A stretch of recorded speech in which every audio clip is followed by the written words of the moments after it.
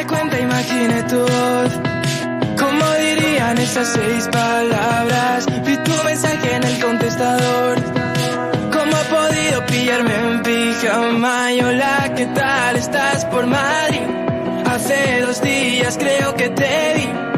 Avísame si caes por aquí. Me guardo el viernes para ti. Y estábamos locos, pensar que nadie más... Hola, buenas tardes a todos. ¿Cuánto tiempo les he echado de menos? No puedo evitar decirles lo que siento, y es que 15 días sin hacer este programa en que ponemos de moda lo humano, se nota, se lleva adentro. Hace una tarde espléndida en Madrid, por fin, después de este mal tiempo con el que nos han castigado en Semana Santa, habrá que ver por qué. Bueno, fuera de broma y entrando en materia, estoy encantada de verles esta tarde. Hoy además es un día especial. En LinkedIn ha salido ese registro de Favicon, esa situación estratégica en que han colocado a una serie de creadores de contenido, y bueno, yo tengo que dar las gracias a todos vosotros porque sin vuestra participación, sin vuestros comentarios, sin vuestros likes o recomendaciones, pues yo no hubiera sido nombrada la posición 40 como creadora de contenido en habla hispanoamericana. Y hoy tenemos además a otra, muchísimo más sobresaliente que yo. Sabéis que hoy vamos a entrevistar a una persona especial en la red. Es el número 3 según Favicon, pero bueno, eso no es nada para lo que Jordi Alemany es en LinkedIn y lo que es profesionalmente. Ha protagonizado portadas de Forbes, tiene una formación tremenda en liderazgo, y además uno de sus libros habla del liderazgo imperfecto, y a mí siempre me atrajo todo lo que tiene que ver con lo humano, y él habla de un liderazgo humanista. Así que si habla del líder o del liderazgo en los negocios, a mí me interesa. Por eso esta tarde va a compartir espacio con nosotros, que no espacio físico, aunque me he enterado en el último momento que está en Madrid, y si me entero me lo traigo por acá. Pero bueno, en todo caso va a compartir tiempo con nosotros y espacio virtual. Jordi Alemany, ¿qué tal? ¿Cómo estás? Encantado de estar aquí, Inma. Gracias por la invitación.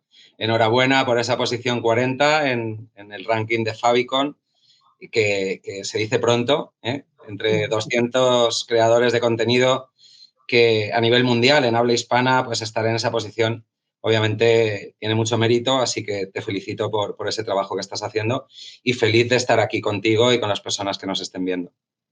Muchas gracias, Jordi, pero me quito el sombrero ante ti porque estás muy por delante de mí y te lo mereces además, porque te sigo y te leo, y creo que es justa posición la que has obtenido. Así que la enhorabuena es de mí hacia ti.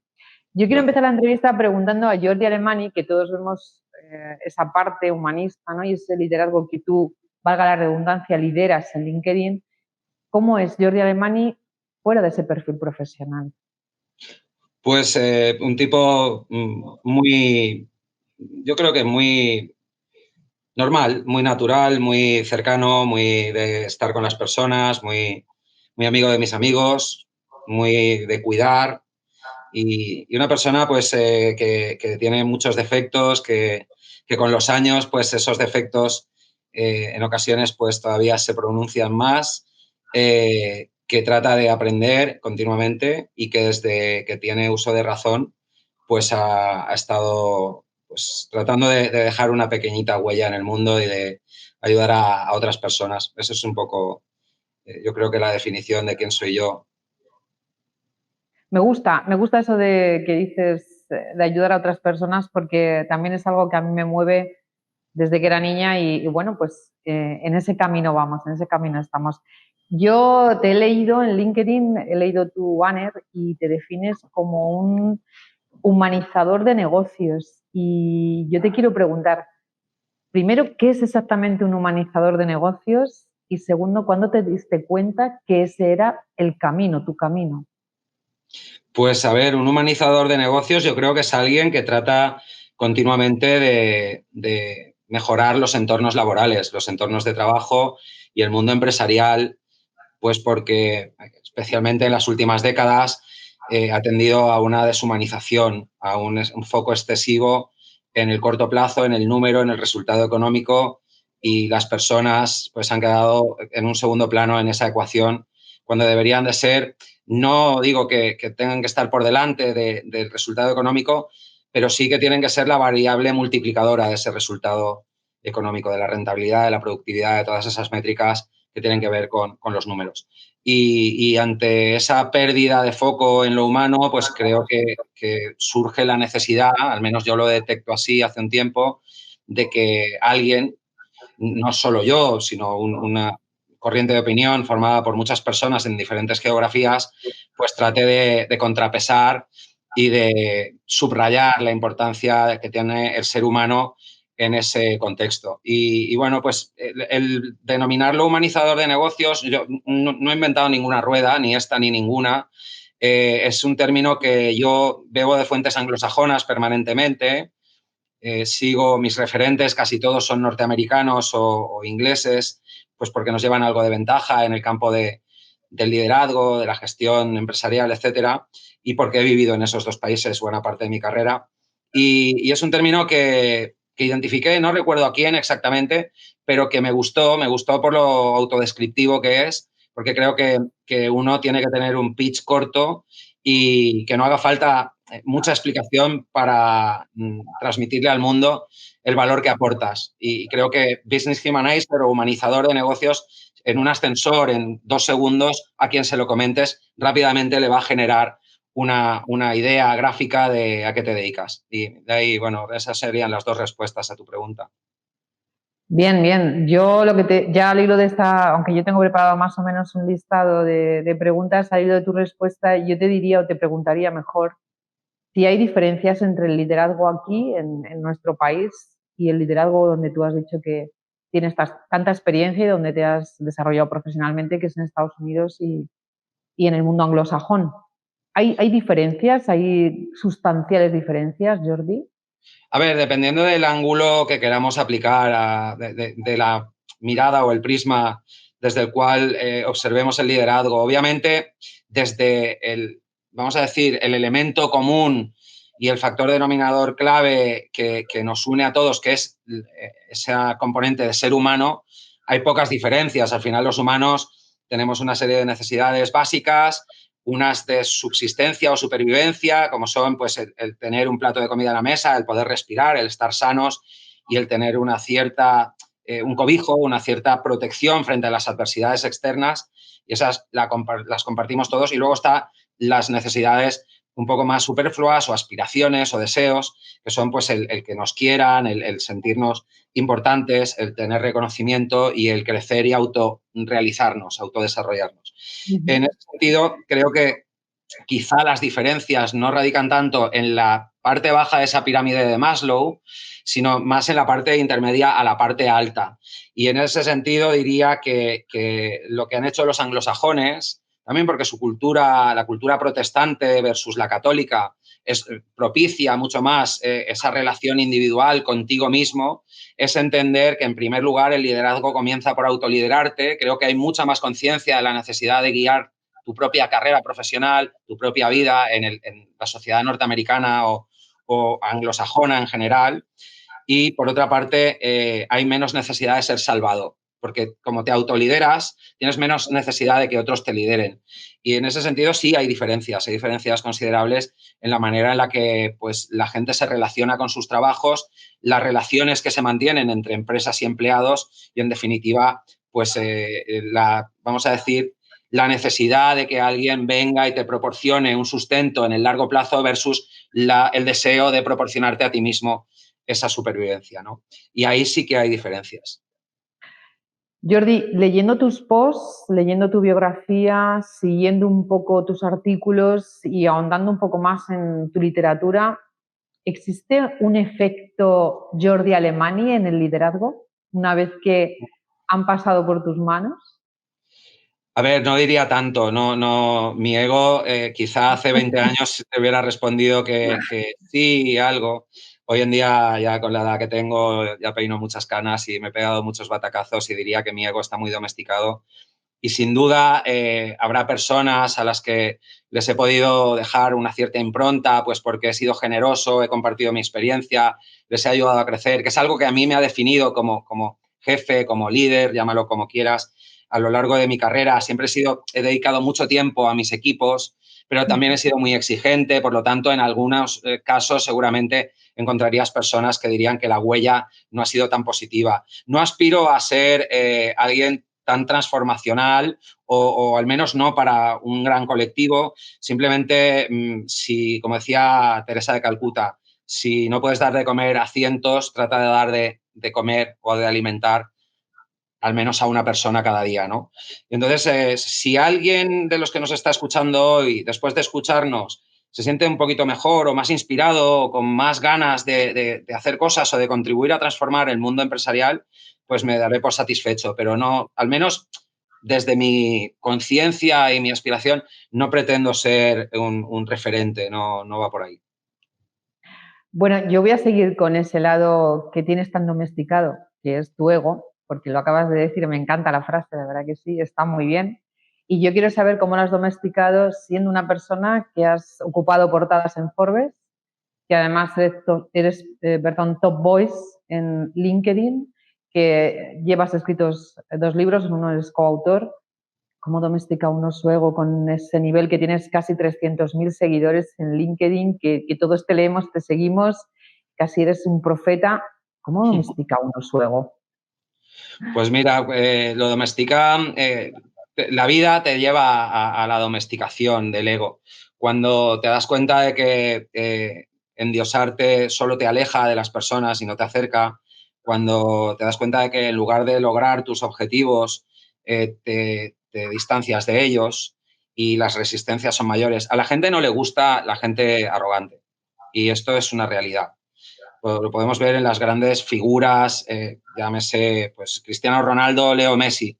Leo Messi despierta muchísima más simpatía en general, pues porque, aunque no sé si lo será, porque no tengo el placer de conocerle, pero proyecta una imagen de humildad, de perfil bajo, de alguien que no desea destacar.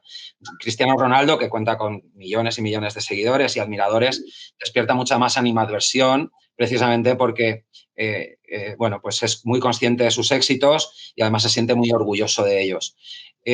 Yo, si tengo que elegir, la vida me ha ido marcando un camino en el que siempre me ha ido mejor y me he tropezado menos cuando he optado por ese perfil bajo o ese perfil más humilde que cuando he pretendido endiosarme o me he tratado de erigir a mí mismo como una figura relevante. Y entonces, pues ya te digo, más bien son los años. Yo era muy ególatra cuando tenía 20 y pocos años, porque me sabía bueno, porque mis resultados eran excepcionales en todos los rankings de vendedores. Yo empecé en el mundo de las ventas, siempre estaba el primero. Sin embargo, me frustraba y mis primeros 10 años de carrera no alcancé ninguna de mis aspiraciones. Pretendía que me ascendieran y, de hecho, no me daban.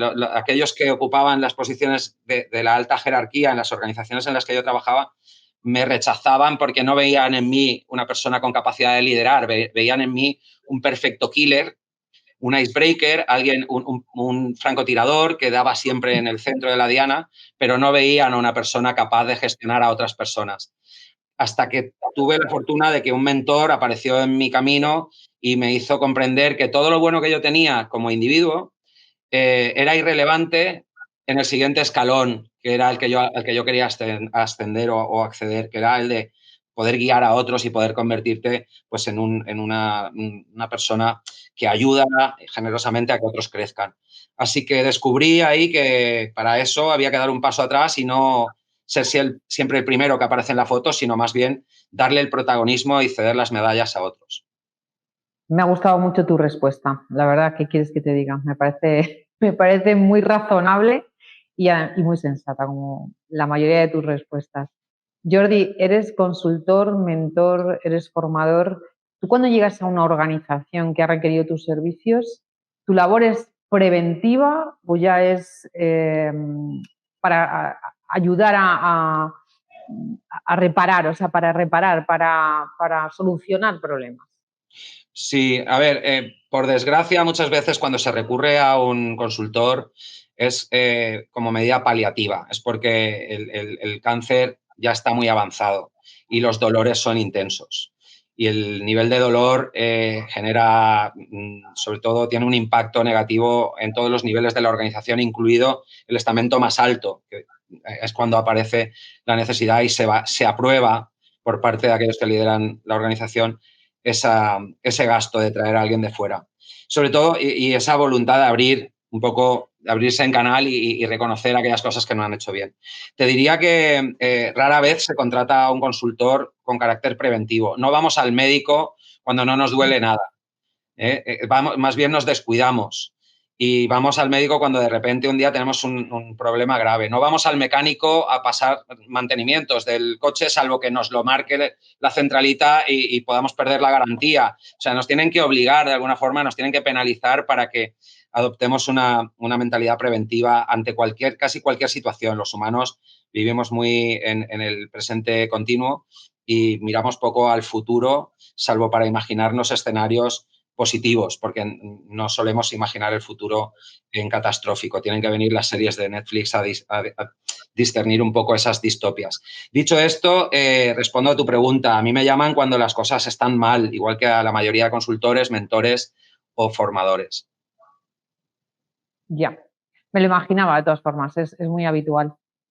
Tienes un libro publicado, que además está publicado de manera exitosa, quiere decir que ha sido un libro muy leído, que es el de Liderazgo Imperfecto, en el que dices que muchos estilos de liderazgo están trasnochados y que no es tanto el líder, sino la causa. Uh-huh. Explícanos un poco esto. O sea, el líder al final, ¿cuál es el líder imperfecto que sería perfectamente imperfecto y capaz? O el que nos gustaría tener a todos dirigiendo equipos. Mira, lo primero que el liderazgo es un contrato temporal. Si alguien en una organización empresarial tendría que tener un contrato a tiempo parcial, es el líder. Por una sencilla razón, porque las dinámicas cambian y pues liderar en tiempos de bonanza no tiene nada que ver con liderar en tiempos de adversidad, porque las personas que van regenerando la organización, que se van incorporando, sobre todo nuevas generaciones con savia fresca y sangre fresca, pues tienen otra mirada con respecto a determinados paradigmas y, en definitiva, yo no creo en el liderazgo perenne, permanente. Creo que el liderazgo tiene que estar en constante evolución, adaptación y, sobre todo, aprender, ¿no? Tiene que identificar los nuevos escenarios y tratar de integrarse en ellos y facilitar, pavimentar el camino para el resto. Por ese motivo, hablo de liderazgos imperfectos, porque los grandes gurús del liderazgo y los pseudo gurús que se suman a la moda del liderazgo, ¿no? Porque el liderazgo venimos hablando desde hace miles de años, desde la Grecia clásica, incluso previo a los grandes clásicos de la filosofía griega. Los sofistas hace 5.000 años ya contaban y narraban las historias de los Hércules, los Ulises, etcétera, que eran los grandes héroes de la época. El liderazgo realmente no tiene una fórmula mágica. Liderar un equipo de gente junior en Santiago de Chile para mí fue toda una experiencia, porque yo tenía un estilo de liderazgo bastante participativo, incluso de laissez-faire, de darles autonomía, y cuando descubrí que no les podía dar autonomía porque no sabían lo que tenían que hacer y además no apreciaban ese liderazgo que sí se había apreciado en otras geografías y en otros equipos más maduros, pues yo me sentí perdido y dije, algo no estoy haciendo bien. Y a partir de ahí empecé a reflexionar pues en qué consiste realmente liderar. Y cuando tú apuntas a lo que yo digo en el libro, a que el líder realmente, más que ser alguien que lleva el timón, es un representante de las causas ajenas, es porque liderar tiene que ver con identificar qué necesitan las personas en cada momento y tratar de facilitárselo. ¿Qué les saca de la cama cada mañana? Y tratar de construir los entornos donde esas motivaciones se puedan materializar. Cuando tú logras eso, terminas por convertirte en la persona a la que ellos desean seguir. ¿Por qué? Porque les haces la vida más fácil, porque les ayudas a desarrollarse y les acercas a sus propósitos. Y, en definitiva, esto lo vemos en política, lo vemos en cualquier tipo de organización de carácter público o privado. ¿A quién seguimos la gente de 53 años a nivel político? Pues a aquellos que representan nuestras causas. Si somos empresarios, a aquellos que van a proteger nuestros intereses como empresarios. Si somos trabajadores o si somos pensionistas, a aquellos que nos hacen una promesa electoral de mantener las pensiones o subirlas. Y, en definitiva, el liderazgo es convertirte en ese megáfono que tiene la capacidad de decir y de alumbrar y, sobre todo, de subrayar aquellas necesidades y satisfacerlas que otros no tienen la posibilidad de denunciar o de reclamar o de enunciar.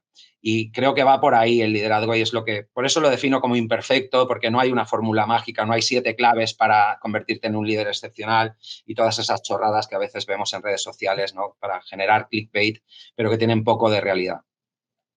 Bueno, pues al hilo de tu respuesta te voy a formular una pregunta porque me viene genial por el contenido de lo que has respondido. Yo leo muy a menudo que los trabajadores, si pudieran, renunciarían a su trabajo. Que 6 de cada 10 españoles culpabilizan al jefe, y digo culpabilizan, no responsabilizan, sino que hablan de la culpa, culpabilizan al jefe de los problemas que hay en la empresa y hablan de jefes tóxicos, de jefes mediocres, de jefes que solo piensan en ellos. Y yo, que tengo la oportunidad de hablar ahora con un experto en liderazgo, pregunto, ¿quién es el responsable de que las organizaciones en muchas ocasiones no estén funcionando, de que los ambientes, el clima laboral sea tóxico, de que incluso algunos trabajadores se sientan con altos niveles de estrés? ¿Qué está pasando, Jordi? Pues a ver, esas cifras, vaya, yo también las manejo, son los observatorios más reputados del mundo, llámese Gallup, llámese Boston Consulting Group, Deloitte o PricewaterhouseCoopers, Bain, McKinsey, el que quieras, todos apuntan a esos mismos resultados que son terroríficos. Y es que realmente apenas 2 de cada 10 trabajadores dicen sentirse comprometidos realmente y satisfechos con la tarea que realizan a nivel profesional. De los otros 8, 6 están pensando en cambiar de trabajo y 2 están deseando dejar su trabajo, pero no pueden. Esas son las cifras que definen una realidad actualmente que, desde el punto de vista de la responsabilidad, yo diría que la responsabilidad es compartida. A mí no me gusta hablar de culpas, pero sí que me gusta entender cuáles son las causas raíz de estas situaciones, ¿no?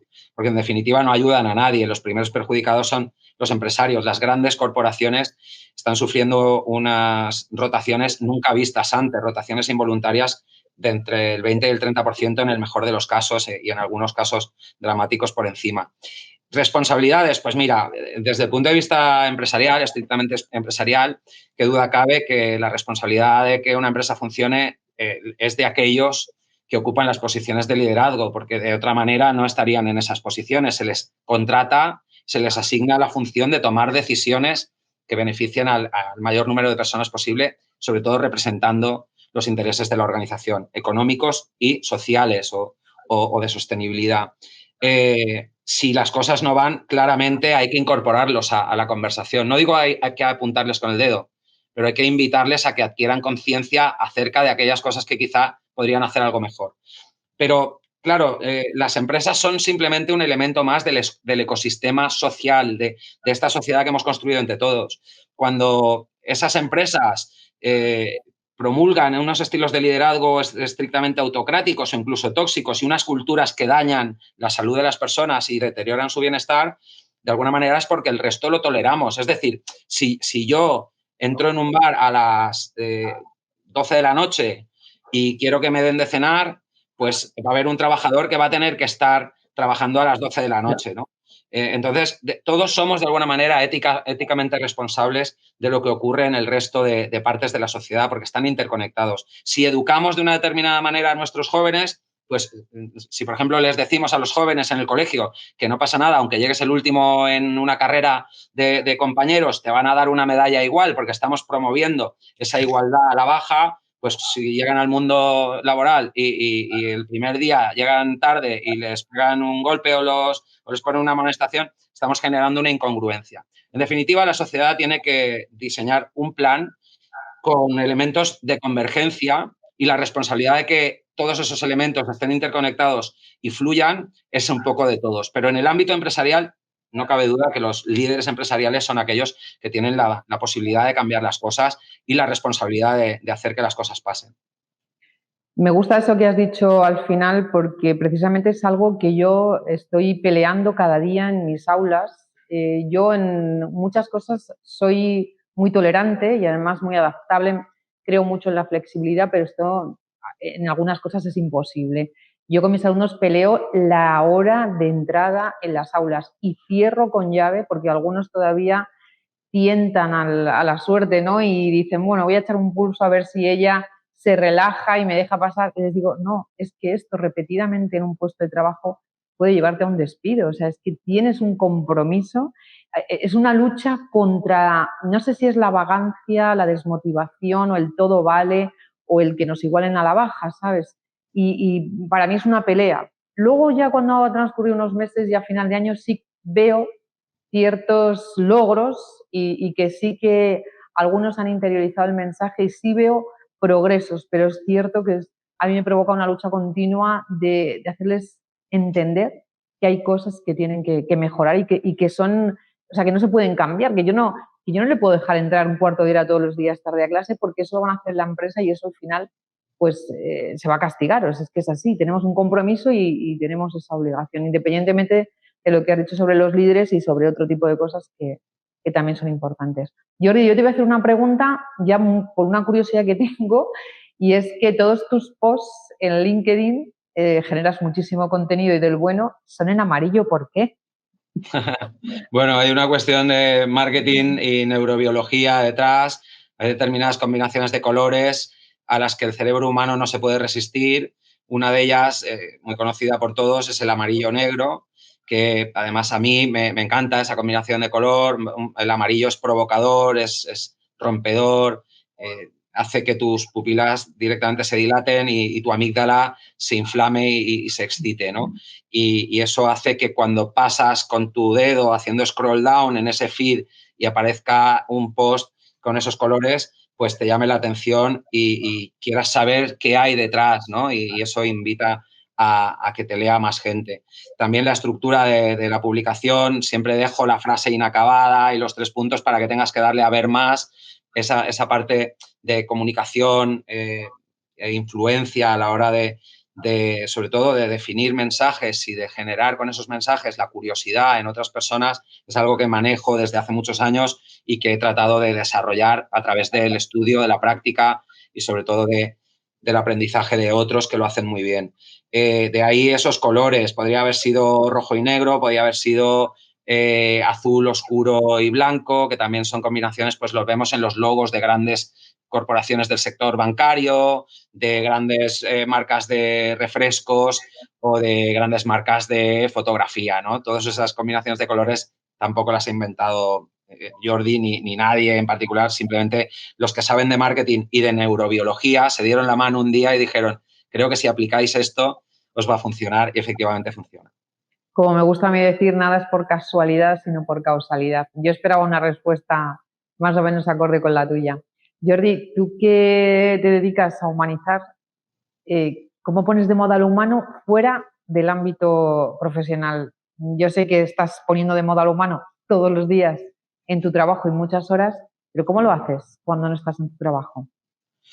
Bueno, pues siendo consistente, manteniendo un discurso coherente, tratando de que no solo sean palabras huecas, porque hacer una publicación que tenga alcance hoy en día está básicamente, valga la redundancia, al alcance de cualquiera. Yo siempre digo que tiene muy poco mérito, a pesar de que nos lo otorguen, y perdóname, pero esto es opinión, que una publicación tenga 1.000, 2.000 o 10.000 likes, porque muchas veces cuanto más tonto es el mensaje, y no quiero ofender a nadie, pues más likes recibe. Porque al final la gente está necesitada emocionalmente y cuando tú excitas sus neuronitas espejo y te conviertes en ese altavoz que dice las cosas que ellos desean escuchar, pues estás jugando al juego del populismo digital y es muy fácil generar alcance y sobre todo reacciones. Esto no tiene ningún valor a la hora de humanizar. Por tanto, yo lo único que utilizo mi altavoz en LinkedIn es para tratar de que haya más gente que tenga la curiosidad de escuchar mi mensaje.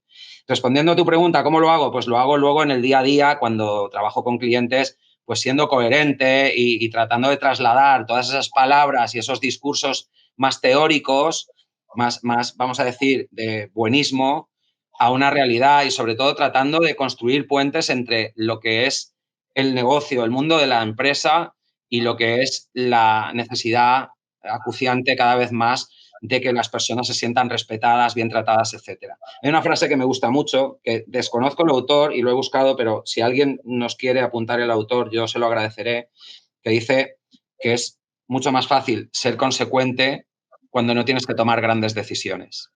Es decir, en un post de LinkedIn todos somos éticamente perfectos, todos somos extremadamente humanistas y es muy raro que incluso los detractores y la gente que no comulga con estos discursos se atreva incluso a mostrarse delante de una horda de positivistas tóxicos que le van a lanzar piedras como diga lo contrario a lo que dice un post de Jordi Alemany o de Inma. Entonces, esto es muy difícil. No tenemos muchos detractores porque es muy valiente. Hay que ser muy valiente para lanzarse contra un top voice en medio de un feed y tal. Y hay que ser muy conscientes de esto.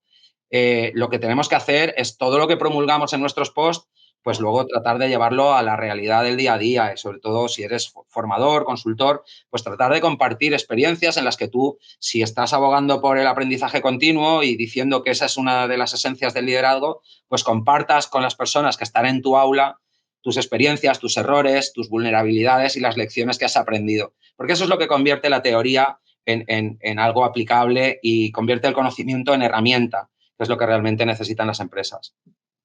Bueno, yo lo hago con mis equipos de trabajo, que son mis alumnos, cuando creo que puedo aportar conocimiento y experiencia válidos, positivos, lo hago. Ellos suelen ser muy curiosos. Hay gente que es detractora de que uno cuente algunas cosas personales, pero yo creo que cuando lideras y te quieres acercar a tus equipos, que son mis alumnos, yo creo que es bueno que ellos vean que tú también eres un ser humano, que también cometes errores, que los has cometido, que los sigues cometiendo, y en algunos casos en los que ellos te admiran a lo mejor por un tipo de hábitos o comportamiento, pues también reforzarlos. A mí me preguntan, por ejemplo, que si alguna vez me he fumado un porro, como puse anoche en LinkedIn. Pues no me he fumado nunca un porro. Y claro, ellos se quedan así perplejos. ¿Cómo que no? Algunos se lo creen perfectamente por mi forma física, por mi forma de hablar, por mi forma de pensar incluso, y otros me dicen, es imposible, profe, no, es la verdad. Y yo creo que eso también ayuda, porque te preguntan si haces deporte, cómo comes, a qué hora te levantas, lo preguntan todo. Y cuando ellos te admiran por algún tipo o por determinadas cosas, es bueno reforzar eso. Vamos a terminar la entrevista ya, no te voy a robar más tiempo, que sé que eres un hombre súper ocupado. Tengo que decir que desde el principio me dijo sí a mi propuesta, fue un hombre sincero y comprometido. Hemos tardado en encontrarnos porque su agenda es intensa, lógicamente, pero dime, Jordi. Que esa es la parte difícil a veces, encontrar los huecos, pues porque por suerte, y estoy muy agradecido a ello, pero tengo mucho trabajo y a veces resulta complicado poder detenerte, hacer un paréntesis y poder ponerte delante de una cámara o... Claro que lo sé, pero dijiste sí y ese sí se mantuvo en el tiempo, dijiste unas fechas, las fechas han mantenido el tiempo y yo tengo que ser muy agradecida con todos los que sois tan comprometidos y además enseguida accedéis a mi propuesta. Mi última pregunta es la que hago a muchos de los entrevistados. Dime un libro, una frase, un acontecimiento, algo, un personaje que haya marcado tu trayectoria profesional. Qué difícil. Yo, sí, porque son muchos y como curioso y aprendiz eterno que me considero, estoy permanentemente en búsqueda de nuevas fuentes de sabiduría. No sé, hay mucha gente. Michael Archer fue mi mentor 3 años, fue mi jefe, fue la persona que tuvo la paciencia para identificar que detrás de aquel ególatra individualista con ganas de ayudar a otros, pero incapaz de trasladar esa voluntad a su día a día, pues tuvo la generosidad y la capacidad de identificar el talento que había escondido en mí y yo no era capaz de mostrar. Él dedicó 3 años a, muy amablemente, con mucho cariño, darme muchas collejas, como se suele decir en lenguaje coloquial, pero siempre con esa mentalidad constructiva de hacerme crecer y de, sobre todo, asegurarse de que en ese crecimiento había una recurrencia. Porque cuando dejé de trabajar con él, yo no sabía cómo agradecerle y le pregunté, bueno, Michael, no sé, jamás te podré devolver todo lo que me has dado en estos 3 años. Y simplemente me dijo, mira, si me lo quieres agradecer, dedícate a hacer lo mismo que yo he hecho contigo con tantas personas como tengas posibilidad de hacerlo a lo largo de tu vida. y de hecho, en cierta medida me dedico a lo que me dedico gracias a él. Un hombre brillante a nivel intelectual, pero un hombre sobre todo con un componente humano y una esencia como persona muy rara, muy excepcional, por desgracia, y muy, bueno, pues muy sabia, ¿no? Porque al final, fíjate, con esto concluyo, yo era tan estúpido que un día le pregunté, Michael, ¿cómo puede ser que los últimos 3 CEOs de la compañía hayan trabajado contigo, hayan estado en la posición en la que yo estoy o una similar en tu equipo y ellos lleguen a la posición de CEO 2, 3, 4 años después de trabajar contigo y tú siempre estés aquí 2 escalones por debajo? Y porque en mi cabeza, en aquel momento, todavía me faltaban muchísimas más cosas que hoy que aprender, pues no cabía esa idea de que no fuera él el que ascendiera en la jerarquía, sino que fueran sus empleados, ¿no? Para mí estaba haciendo algo mal. Y él me dijo, mira, Jordi, porque yo realmente tengo un propósito en esta organización, que es crear a los futuros CEOs. Y eso es ese es el propósito y esa es mi contribución a la empresa, porque mientras yo esté aquí creando a los futuros CEOs, la empresa será sostenible. En segundo lugar, a mí me gustan las personas, no me gustan los números. Y en los 2 siguientes niveles, el 70-80% de la tarea es tarea financiera. Es comunicar resultados, es generar los big headings para la prensa de inversión y a mí eso me aburre, me frustra, entonces no estaría realizándome. Sin embargo, el tomar a alguien como tú y convertirlo en un futuro CEO sí me produce satisfacción y me voy cada noche a la cama pues con una sensación de bienestar enorme. Y en tercer lugar, porque si la compañía no tiene figuras como yo, es altamente probable que el día que yo no esté, la organización desaparezca o tenga una crisis de identidad. Con lo cual, pues me dio una lección de nuevo de humildad, de generosidad y desde entonces, pues creo en este, pues, llámalo estilo de liderazgo, pero es más bien una mentalidad de hacer crecer a otros. Esa sería mi respuesta, Inma. No, hay mucha gente que me ha influenciado positivamente, pero después de mi padre, seguramente Michael Archer ha sido mi segundo padre o mi padre profesional.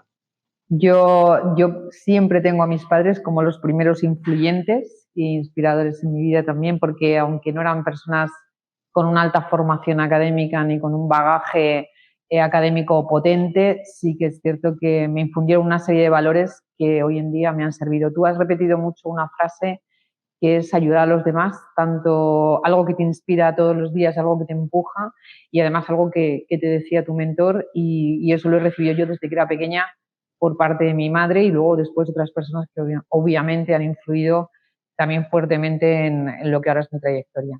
Jordi, no me queda más que darte las gracias, me ha encantado, he aprendido mucho, creo que hoy ibas muy al hilo del post que yo he publicado este mediodía porque creo que eres un hombre muy inteligente y la gente inteligente se rodea de personas más inteligentes si cabe. Yo he aprendido mucho de ti, me gusta rodearme de personas más inteligentes. Nos has regalado tu tiempo y tu conocimiento y estoy segura que todos los que están ahí detrás escuchándote han aprendido que es el objetivo y quizá hayan despertado también, que ese es el mío, su lado más humano. Jordi, gracias. Buenas tardes y espero que tengas una feliz semana. Si quieres decir algo, estás en tu minuto o en tu segundo. Simplemente agradecerte, Inma, por este espacio, por darme la oportunidad de continuar divulgando aquello en lo que creo y también enhorabuena por tus éxitos y por todo lo que estás haciendo para que el mundo sea cada vez un poquito más humano. Así que nada, el agradecido soy yo, te mando un fuerte abrazo y te deseo una excelente semana. Necesitamos patrocinadores. Yo estoy emitiendo, gracias a la generosidad de un Pharmalab, que es una empresa que se dedica también a la comunicación, hace revistas sobre gastronomía y alimentación, y ellos ceden nuestro espacio, así que yo estaría encantada de que alguien patrocinara un programa que en definitiva lo que tiene como objetivo es poner de mano a mano. Jordi, sigues estando invitado más adelante. Si te has sentido cómodo, esta es tu casa y me encantaría volverte a entrevistar, claro. Bueno, pues hagamos que pase. Te mando un fuerte abrazo, Inma. Gracias, Jordi, que tengas buena tarde. Un placer. Bueno, pues un miércoles, no un jueves, pero volvemos a los jueves más. Estaremos el jueves 11 con otro linkediano que está subiendo como la espuma y que además tiene mucho que hablar sobre el miedo, sobre cómo vencer el miedo, sobre lo que a qué nos lleva a veces la cobardía, cómo nos paraliza o nos podría paralizar el miedo. Bueno, Javier Gaite, nada más y nada menos, un linkediano de los buenos para el jueves que viene. Que tengáis feliz semana, que lo paséis bien, que disfrutéis y que seáis buenos. Que vamos a poner de moda lo humano el jueves que viene.